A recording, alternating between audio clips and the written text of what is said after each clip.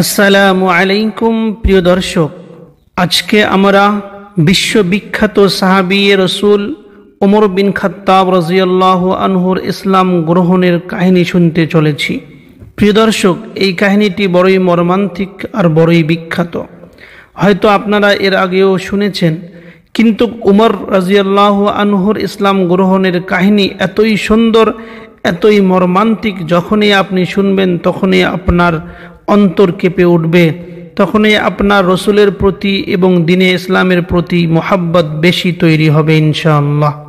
যদি এর আগে আপনি উমরের ইসলাম গ্রহণের কাহিনী শতবারও শুনেছেন, তবুও আমি আশা করব আজকে আর একবার শুনে নিন। এটি আপনার জন্য বিশাল বড় পুরস্কার হতে চলেছে। প্রিয় দর্শক, যখন থেকে আমাদের নবী সাল্লাল্লাহু আলাইহি ওয়াসাল্লাম নবুয়ত পেয়েছেন, ইসলামের তাবলীগের কাজ ও দাওয়াতের কাজ শুরু করে দিয়েছেন। আস্তে আস্তে আরবের কিছু লোক মুসলমান হতে চলেছে, কিন্তু এখনো পর্যন্ত মুসলমান প্রকাশ্যরূপে নিজের ইসলামকে প্রকাশ করতে পারেনি। এমনকি নিজের ইসলামকে লুকিয়ে সবাই রাখার মধ্যেই ভালো মনে করত, এবং তার সঙ্গে কোনো মুসলমান কোনো কাফিরের সম্মুখে নামাজ আদায় করে না। এমনকি কাবা শরীফের মধ্যেও তারা নামাজ আদায় করে না। রসুল সাল্লাল্লাহু আলাইহি ওয়াসাল্লাম দারে আরকামের মধ্যে একটি পাহাড়ের নিচে একজন সাহাবীর ঘর ছিল, যার নাম ছিল আরকাম। তার ঘরের ভিতরে থেকে ইসলামের কাজ চালাতেই ছিলেন।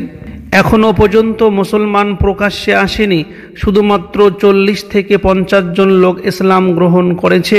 নবী সাল্লাল্লাহু আলাইহি ওয়াসাল্লামের অন্তরের মধ্যে প্রচণ্ড ব্যথা, কি করে ইসলামের তবলিগ করা যায়, এবং তিনি বারবার আল্লাহর কাছে দোয়া করতেন, হে আমার রব, তুমি ওমর বিন খাত্তাব অথবা আমর ইবনে হিশামের দ্বারায় ইসলামকে শক্তিশালী করে দাও। তাদের মধ্য থেকে কেউ যদি ইসলাম গ্রহণ করে তাহলে ইসলাম একটু শক্তিশালী হবে। এই দোয়া আল্লাহর রসুল সাল্লাল্লাহু আলাইহি ওয়াসাল্লাম কয়েকদিন করেছেন। আল্লাহর রসুলের এই দোয়াটি মহান আল্লাহ রব্বুল আলামিন কবুল করেছেন, কিন্তু মুসলমান এখনো পর্যন্ত জানতে পারেনি যে কে ইসলাম গ্রহণ করবে। প্রিয় দর্শক, এদিকে উমর বিন খাত্তাব বড়ই যোদ্ধা একজন ছেলে ছিল। মক্কার মধ্যে সে একজন বীর পুরুষ ছিল, এবং মক্কার মধ্যে বড়ই কুস্তিগার সে ছিল। কুস্তির মধ্যে তাকে কেউ হারাতে পারত না। তার কথা শুনলে সবাই ভয় করত, এতই শক্তিশালী এবং এতই প্রসিদ্ধ ছিল। হযরতে উমরের ইসলাম গ্রহণের আগের যে কাহিনীটা, সেটা আমরা এরকম করে পেয়ে থাকি যে হযরতে উমর সেই সময়ের মধ্যে বড়ই বীরপুরুষ, বড়ই যোদ্ধা ছিল, এবং মক্কার মধ্যে সবাই তাকে দেখে ভয় করত। তার সঙ্গে কুস্তি করার মধ্যে কেউ জিততে পারত না। এই উমর ইসলাম গ্রহণের আগে তিনি বড় ব্যবসায়ীও ছিল। তার বংশগত পেশা ছিল ব্যবসা করা। তিনি ব্যবসাও করে বিভিন্ন দেশের মধ্যে ঘোরাফেরা করেছেন। মক্কার মধ্যে এই উমর সর্বসময় তার নজরের মধ্যে রাখতেন যে এখানে একটি নতুন ধর্ম উদ্ভাসিত হতেছে, এবং মক্কার সমস্ত কাফির সর্দারগুলোর একটাই মাথা ব্যথা, কি করে এই ইসলামকে ধূলিসাৎ করে দেওয়া যায়, এই ইসলামকে কি করে ধ্বংস করে দেওয়া যায়।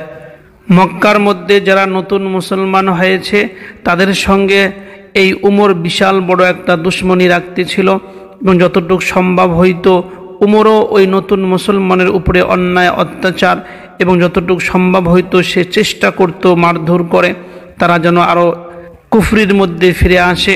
একদিন সকালবেলা হযরতে উমর হাতের মধ্যে একটি তলোয়ার নিয়ে বার হলো।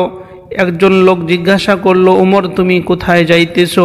তো উমর বলেছিল যে আজকে আমি মুহাম্মদকেই শেষ করতে চলেছি। মুহাম্মদ যদি না থাকে তাহলে মক্কার মধ্যে আর এত ঝামেলা থাকবে না, ইসলাম একেবারেই শেষ হয়ে যাবে। লোকটি হযরতে উমরকে বলে উঠল, উমর তুমি তো মুহাম্মদকে শেষ করতে যাইতেছো, কিন্তু তার আগে আমি একটা ঘটনা তোমাকে শোনাতে চাই। তোমার যে বোন রয়েছে, আমি শুনেছি তোমার বোনও নাকি ইসলাম গ্রহণ করেছে। আসলে যে ব্যক্তি উমর রাদিয়াল্লাহু আনহুকে এই কথা বলেছিলেন, সেই ব্যক্তির আসল উদ্দেশ্য ছিল যাতে উমরের মনকে ঘুরিয়ে দেওয়া যায়, মুহাম্মাদের দিক থেকে যাতে অন্যদিকে উমর ঘুরে যায় আর মুহাম্মদ সাল্লাল্লাহু আলাইহি ওয়াসাল্লামের জীবনটা বেঁচে যায়। এদিকে উমর যখন এই কথা শুনতে পেল যে তার বোন ইসলাম গ্রহণ করেছে, সে আরও বেশি রাগ হয়ে গেল এবং হুজুর সাল্লাল্লাহু আলাইহি ওয়াসাল্লামের দিকে না গিয়ে তার বোনের ঘরের দিকে যাওয়া শুরু করলো। সেই সময় হযরতে উমরের বোন ফাতেমা এবং তার স্বামী নিজের ঘরের ভিতরে কোরআন শরীফ শিক্ষা করতেছিল। একজন সাহাবী হযরতে খাব্বাব বিন আল আরত এই দুজনকে কোরআন শরীফের শিক্ষা দিতেছিল। হযরতে উমর তার বোনের ঘরের দরজার মধ্যে গিয়ে দরজার মধ্যে নক করার সঙ্গে সঙ্গে তার বোন বুঝতে পারল যে উমর এসেছে। সেই সময় উমরকে দেখে হযরতে খাব্বাব বিন আল আরত যে সাহাবীটি ওদেরকে কোরআন শরীফের শিক্ষা দিতেছিল সে সেখান থেকে বার হয়ে এক কানির মধ্যে গিয়ে লুকিয়ে পড়ল। এদিকে উমর ঘরের ভিতরে প্রবেশ করলো। প্রবেশ করার সঙ্গে সঙ্গে তার যে বোন তাকে জিজ্ঞাসা করলো, আচ্ছা তুমি কেন এই সময় এসেছো? উমর বলে উঠল, আমি তো তোমাদেরকে কিছু পড়তে শুনতেছিলাম, সে জিনিসটাই কি আমাকে একটু দেখাও। হযরতে উমরের বোন ফাতেমা সে বলতেছিল যে না, আমরা তো কিছু পড়তেছিলাম না, আমরা তো কথাবার্তা বলতেছিলাম, তুমি কি শুনেছো? তারপরে উমর বলে উঠল, আমি শুনেছি তোমরা নাকি নতুন ধর্ম গ্রহণ করেছো, এটা কি সত্য না মিথ্যা?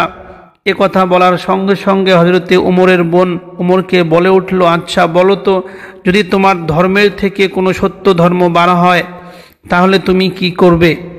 সেই সময় উমর বুঝতে পেল যে সত্যিকারে এরা মনে হয় নতুন ধর্ম গ্রহণ করেছে। এই কথা শোনার সঙ্গে সঙ্গে উমর তার বোনের স্বামীকে জোর করে একটা ধাক্কা মারল। সে ওখান থেকে দূরে ছিটকে গিয়ে পড়ে গেল। তারপরে যখন উমরের বোন হয়তো উমরকে কিছু বলতে যাইতেছিল, খুব জোর করে তার উপরে চিৎকার করতেছিল, সেই সময় উমর তাকেও একটা ধাক্কা মারে এবং তার বোন সেখান থেকে ছিটকে গিয়ে কোথাও আঘাত লেগে পড়ে যায়, যার কারণে তার মুখের মধ্যে রক্ত ঝরতে থাকে এবং পুরো মুখটা রক্ত দিয়ে লাল টকটকে হয়ে যায়। প্রিয় দর্শক, হযরতে উমর যখন তার বোনের মুখ দিয়ে রক্ত পড়তে দেখে তখন তার দিল ছটফট করতে শুরু করে এবং অন্তরের মধ্যে সত্য ঢোকা শুরু হয়ে যায়। উমর তার বোনের মুখের মধ্যে এরকম রক্তে টকটকা মুখ দেখে এবং মুখ থেকে যখন রক্ত পড়া দেখতে পারল এবং মুখটা দেখে উমর তার নিজের বোনের মুখ দিয়ে রক্ত ঝরতে দেখে তার দিলটা ছটফট করতে শুরু করলো এবং উমরের দিলটা একটু নরম হতে শুরু করলো এবং উমর একটু নিজেকে নরম করে তার বোনকে বলে উঠল, আচ্ছা তোমরা যা কিছু ওখানে পড়তেছিলে আমি ওটা দেখতে চাই। সেই সময় উমরের ভাষাটা একটু নরম ছিল এবং তার দিলটাও একটু নরম ছিল। সেই কথা বুঝতে পেয়ে তার বোন সঙ্গে সঙ্গে বলে উঠল, আচ্ছা উমর, তুমি এটা শুনতে পারবে না, তুমি এটা পড়তেও পারবে না যতক্ষণ পর্যন্ত তুমি পবিত্র না হয়ে যাও। এবং সেই সময় হযরতে উমরকে ওখানেই গোসল করানো হইল। গোসল করার পরে হযরতে উমরের বোন কোরআন শরীফটা তার সামনে এসে রেখে দিল এবং সেখানে যে একজন সাহাবী খাব্বাব বিন আল আরত লুকিয়েছিল ঘরের ভিতরে, সেও বার হয়ে এলো। আসার পর হযরতে উমরের সামনে সূরা তহার তেলাওয়াত করা শুরু করে দিল। হযরতে উমর সূরা তহার তেলাওয়াত শুনে এবং নিজের চোখ দিয়ে পানি ঝরতেই থাকে। এরপরে উমর বলে উঠল, আচ্ছা আমাকে তোমাদের নবীর কাছে নিয়ে যাও। এরপরে হযরতে উমরকে রাসূল সাল্লাল্লাহু আলাইহি ওয়াসাল্লাম তখন পাহাড়ের এক পাশের মধ্যে হযরতে আরকামের যে ঘর ছিল, যেটাকে দারে আরকাম বলা হয়, সেখানে নিয়ে যাওয়া হলো। সেই দারে আরকামের ঘরের বাইরের মধ্যে হযরতে হামজা এবং হযরতে তালহা দাঁড়িয়েছিল সেখানকার পাহারা দেওয়ার জন্য। যখন হযরতে হামজা ও তালহা উমরকে আসতে দেখলো, হঠাৎ তারা চমকে উঠল, কি ব্যাপার, উমর কেন হাতের মধ্যে তলোয়ার নিয়ে এখানে আসতেছে? এই কথা শুনে হযরতে তালহা তো একটু চমক খেয়ে গিয়েছিল, কিন্তু হযরতে হামজা বলে উঠল, তালহা তুমি চিন্তা করো না, যদি উমর ভালো কাজের জন্য এখানে এসেছে তাহলে তো ভালো কথা, আর যদি সে এখানে খারাপ মন্তব্য নিয়ে এসেছে তাহলে উমরকে মারতে আমার কাছে বেশি সময় লাগবে না। সেই সময়ের মধ্যে রাসূলুল্লাহ সাল্লাল্লাহু আলাইহি ওয়াসাল্লামের উপরে ওহী নাজিল হইতেছিল। রাসূল সাল্লাল্লাহু আলাইহি ওয়াসাল্লাম একটু পরে যখন ওহী থেকে ফারাগত হলেন এবং অবসর হলেন, সেখান থেকে বার হয়ে উমরের সঙ্গে দেখা করল। উমরের জামা এবং উমরের তলোয়ারটা হাত দিয়ে মুঠ করে ধরে রাসূল সাল্লাল্লাহু আলাইহি ওয়াসাল্লাম বলেছিল, উমর তুমি কি এখনো পর্যন্ত বিরত থাকবে না? এখনো পর্যন্ত তুমি কি এসব ছেড়ে দেবে না? তখন উমর বলেছিল, ইয়া রাসূলুল্লাহ, আমি সাক্ষী দিতেছি আল্লাহ এক অদ্বিতীয় এবং আপনি আল্লাহর রসুল, এই বলে উমর সেখানে মুসলমান হয়ে যায়। প্রিয় দর্শক, এই উমর রাদিয়াল্লাহু আনহু ইসলাম গ্রহণ করার পর থেকে মুসলমানের যে আগের অবস্থা ছিল মক্কার মধ্যে, সেই অবস্থা আর থাকে না। এতদিন পর্যন্ত মুসলমান লুকিয়ে লুকিয়ে নামাজ পড়ত, নিজের ইসলামকে প্রকাশ করার সাহস পেত না। কিন্তু উমর যখন এই ইসলাম গ্রহণ করার সঙ্গে সঙ্গেই হুজুর সাল্লাল্লাহু আলাইহি সাল্লামকে বলল, ইয়া রাসূলুল্লাহ, আপনি ঘর থেকে বার হন, এখন আর এই ঘরের ভিতরে আমার থাকার প্রয়োজন নেই, আমরা মসজিদে নববী, আমরা সবাই হারাম শরীফের মধ্যে, কাবার মধ্যে গিয়ে এখন থেকে নামাজ আদায় করব। উমর রাদিয়াল্লাহু আনহু বলেন, আমার ইসলাম গ্রহণের সঙ্গে সঙ্গে সেই রাতের মধ্যে আমার মনে হইল যে সকালবেলা উঠেই সর্বপ্রথম ইসলামের যে সবথেকে বড় শত্রু, তার কাছে আমি আমার ইসলামকে প্রকাশ করব। এবং হযরতে উমর রাত্রিবেলায় চিন্তা করে নিয়েছিল যে মক্কার মধ্যে সবথেকে বড় ইসলামের শত্রু হইল আবু জেহেল। তাই সকালবেলা উঠেই হযরতে উমর আবু জেহেলের দরজার মধ্যে গিয়ে নক করল। দরজার নক শুনে আবু জেহেল ঘর থেকে বার হয়ে দেখে উমর সামনে দাঁড়িয়ে আছে।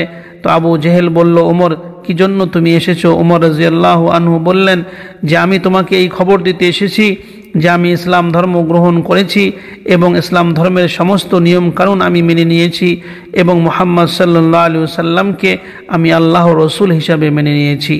এই কথা শোনার সঙ্গে সঙ্গে আবু জেহেল বলল, তোমার এই খবর তোমার জন্য কুমঙ্গল নিয়ে আসুক এবং যে জিনিসের খবর দিতেছো সে জিনিসের কুমঙ্গল হোক।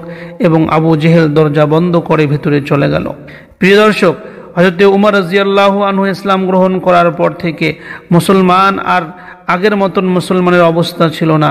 মুসলমান নিজের ঈমানকে প্রকাশ করতে এখন আর ভয় পেত না। মুসলমান আগের মতন আর ঘরের ভিতরে নামাজ আদায় করতো না, বরং কাবা শরীফের মধ্যে গিয়ে তারাও নামাজ আদায় করা শুরু করলো। এইভাবে আল্লাহ রসুল সাল্লাল্লাহু আলাইহি ওয়াসাল্লামের যে দোয়াটি ছিল যে আল্লাহ তুমি উমর অথবা আমর ইবনে হিশামের মাধ্যমে ইসলামকে শক্তিশালী করো, সেই দোয়াটি কবুল করেছেন। আর ইসলামের ছায়াতলে উমরের মতন বড়ই শক্তিশালী, বড়ই বীর এবং বড়ই মুজাহিদ ইসলাম গ্রহণ করেছে। আল্লাহ রব্বুল আলামিন আমাদের সবাইকে ইসলামের জন্য নিজের জীবনকে লাগিয়ে দেওয়ার তৌফিক দান করুক। যেভাবে উমর রাদিয়াল্লাহু আনহু ইসলাম গ্রহণের পর থেকে তার পুরো জীবনটাকে ইসলামের জন্য বিলিয়ে দিয়েছিল, আল্লাহ রব্বুল আলামিন আমাদের সবাইকেও আমাদের জীবনটা ইসলামের জন্য বিলিয়ে দেওয়ার তৌফিক দান করুক। প্রিয় দর্শক, আজকের আলোচনা আমি এখানেই শেষ করলাম। আসসালামু আলাইকুম।